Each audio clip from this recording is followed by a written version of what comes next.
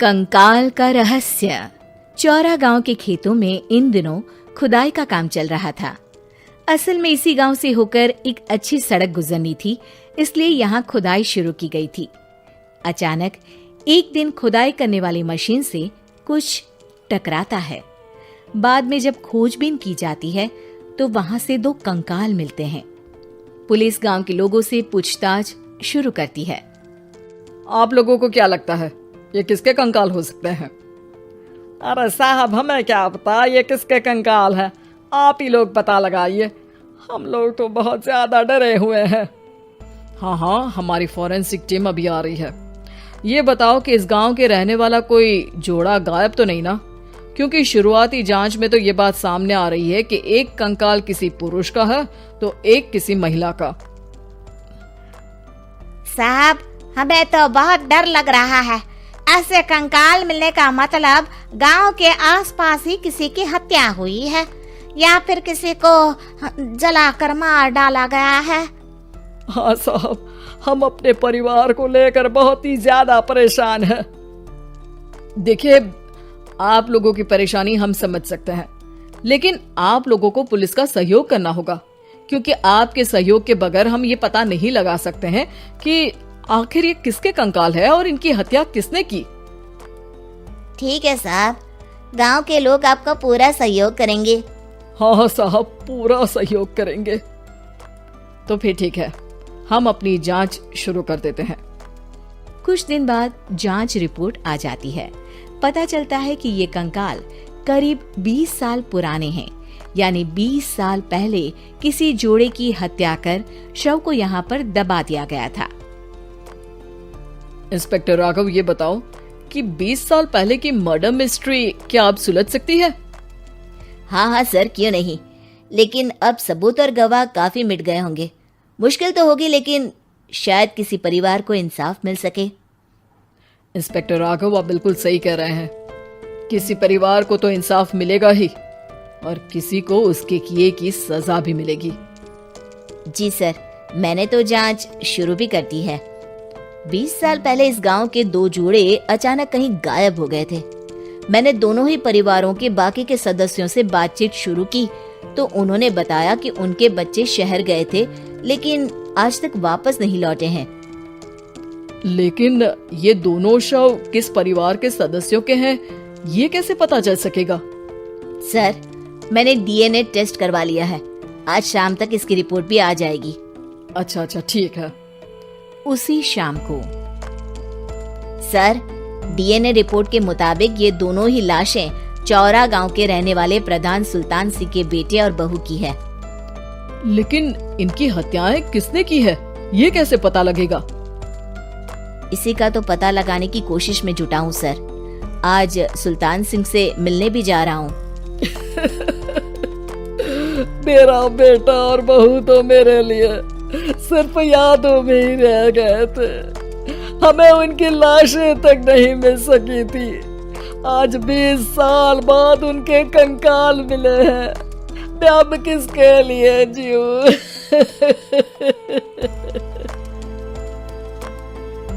लेकिन सर, क्या आपकी किसी से कोई दुश्मनी थी? अपने बेटे बहू की हत्या के लिए आप किसे जिम्मेदार मान रहे हैं? अब मैं किसका नाम बोलूं? मेरी तो किसी से दुश्मनी नहीं थी, बस मेरे बेटे बहू को कोई वापस ला पाता।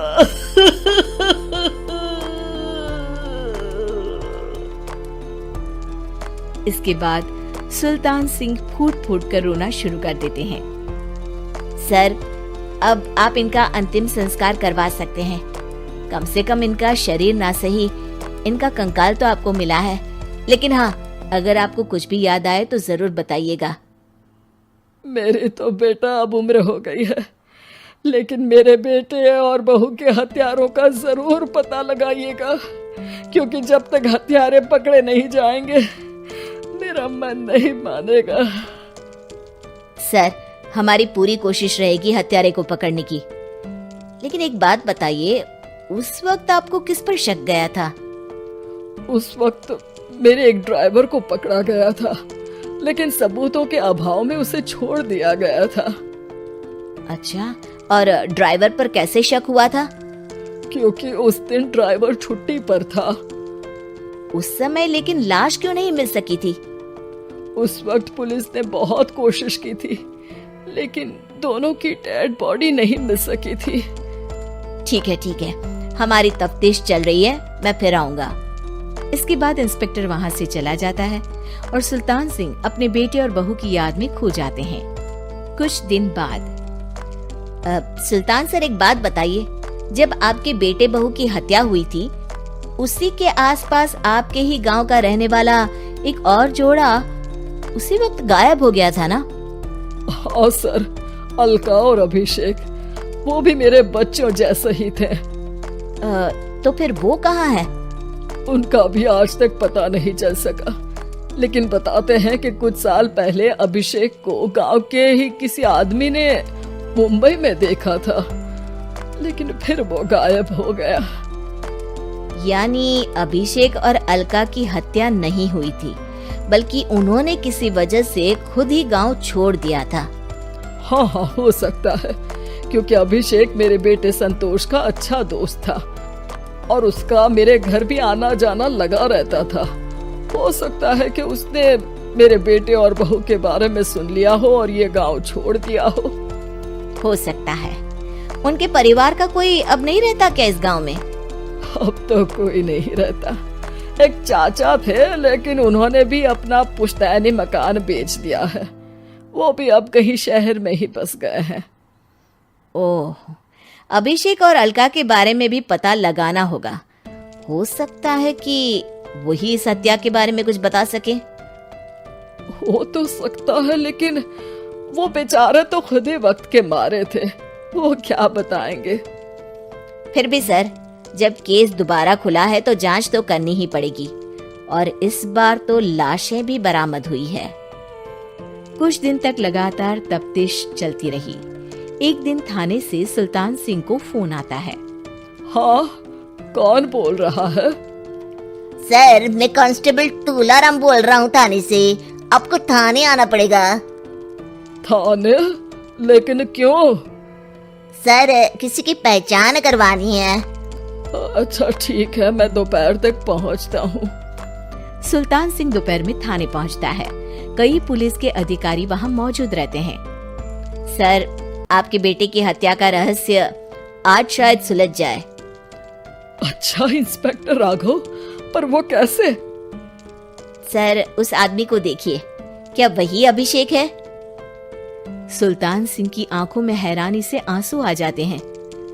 हाँ सर, यही अभिषेक है। ये आपको कहाँ से मिला? सिर्फ अभिषेक ही नहीं, बल्कि इसकी पत्नी अलका भी इसके साथ है। मैडम, जरा अभिषेक की पत्नी को लाइए। जैसे ही अलका को पेश किया जाता है, सुल्तान सिंह जमीन पर गिर जाते हैं। सुल्तान सर, क्या हुआ आपको? आप अलका को देखकर गिर क्यों गए? सुल्तान सिंह सर पकड़कर बैठ जाते हैं। ये अलका नहीं, बल्कि ये तो मेरी बहू रितु है। पूरा थाना एक दूसरे का मुंह देखने लगता है। क्या? इसके बाद हर किसी को दो कंकाल और हत्या का रहस्य समझ में आ गया। अभिषेक और रितु ने मिलकर संतोष और अलका की हत्या की थी और लाश को जमीन के नीचे दबा दिया था।